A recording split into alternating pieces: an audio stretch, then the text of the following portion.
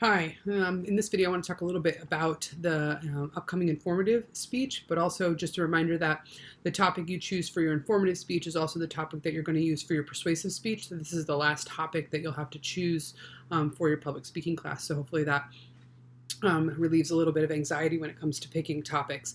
As we get going, talking about this, I think it would be very helpful if you pull up a copy of the informative outline template, because that will let us walk through some of the specifics as it relates to the assignment.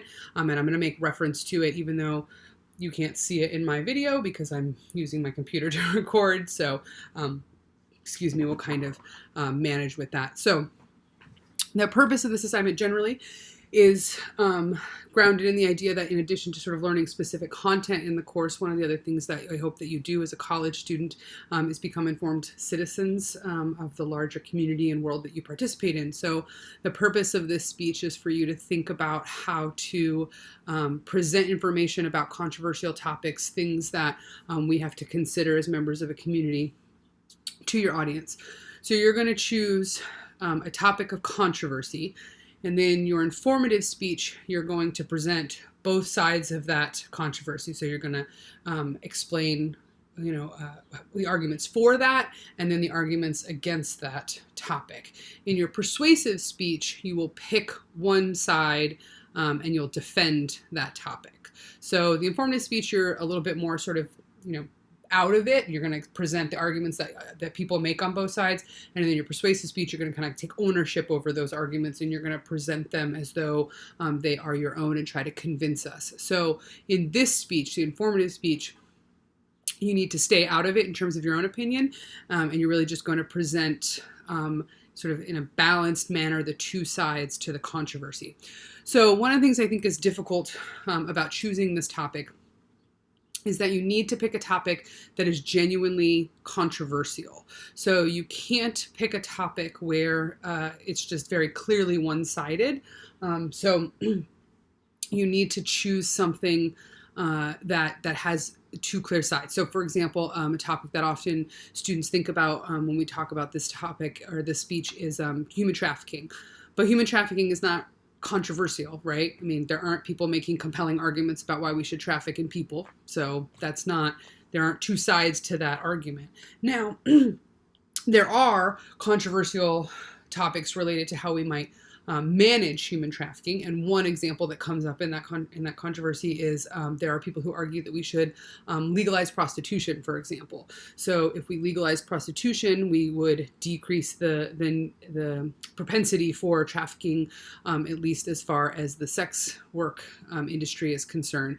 So that is much more controversial. There are arguments for why we should legalize prostitution, and there are arguments for why we should not legalize prostitution. So that's the kind of topic that I want you to think about, is a topic where both sides of the argument have clear arguments in favor of their side. So not one where the arguments are very slanted in one direction, or where there's not compelling arguments on the side. There's just bad people doing bad things. The other thing I want you to think about is that a lot of you are going to end up searching for topics, which is fine. Use the resources that you have, Google and other things like that. But it's not a pro-con speech or a good-bad speech. So topics like fossil fuels, the pros and cons of fossil fuel use, don't work very well for this topic, because there are not distinct arguments for why we should or shouldn't. So you need to think about it as should or shouldn't. So in that general topic, one of the things that comes up a lot is fracking, for example, is a mechanism we have for retrieving oil and gas. So there are arguments for why we should allow fracking, and there are arguments for why we should not allow fracking. So those make much more acceptable topics. So if you look on the outline template, this speech is very structured. So I know in the cultural artifact speech, the way that you presented that information varied wildly from speech to speech, and that's fine. It's just a different kind of speech. This speech has a much more rigid structure that you're going to follow. So everyone's thesis statement is going to be, there is a controversy over or about and then you're going to list your topic. So there's a controversy about the death penalty between those who think we should use it as a mechanism for punishment and those who think we should not, or there is a controversy about whether or not we should ban plastic, single-use plastic, between those who think we should and those who think we shouldn't. So whatever your controversy is, you're going to stick it in there, and then you're going to present both sides. Some of the sides have names, but for the most part, you're just going to stick with sort of those in favor or those opposed or pro, and those in for it, so pro-choice, for example, or anti-choice, as the case may be. And then you're going to present two main points. So the first main point is just going to be we should ban single-use plastic, and then the second main point would be we should not ban single-use plastic.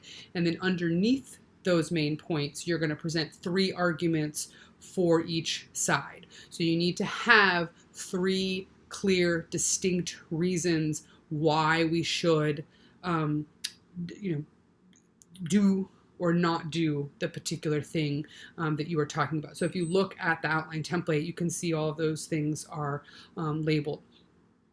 That also means you need to have a source citation for each of those arguments. So you'll need a total of 6 sources for this speech, 1 for each argument that you make. Now, as you do your research, you're going to realize that you're going to end up focusing mostly on sort of big scope articles that cover the controversy. So you will likely have several sources that reference several arguments. That's fine. You still are going to need 6 sources, and you're going to need at least 1 clear source for each of the arguments that you present. So the 3 in favor and the 3 opposed. So again, if you look at the outline template, the structure is very clear. So in the outline, you need to include those sources, but then you also need to cite those sources in your actual speech. So when you present the information that comes from that source, you're going to tell us where that information is coming from. Okay, so I think that covers most in terms of the topic that I'm asking you to think about. So I'm going to open up a thread in the discussion area for selecting topics, and just sort of as first come, first serve, and if you can start posting some of those, then I can give you some feedback. So I can be very helpful if you have a general interest in guiding you towards a topic, but I'm going to do my best to keep you away from topics that don't work very well for this speech. The other thing to consider is I would like you to choose a topic where we have direct influence over it. So I'm not letting you use topics anymore at this point that require like a change in the Supreme Court. So for example, gay marriage isn't an acceptable topic at this point, because the only way we would change that is to have the Supreme Court re-rule. And yeah, so I would like you to pick sort of more specific and more contemporary, I guess, topics, things that we're currently discussing. So once you have a topic, just post it and I can give you some feedback. And ideally, we would limit 2 students to the same topic, but after that to try to have more variety in terms of the kinds of topics that we are going to listen to and that we're going to think about for this speech.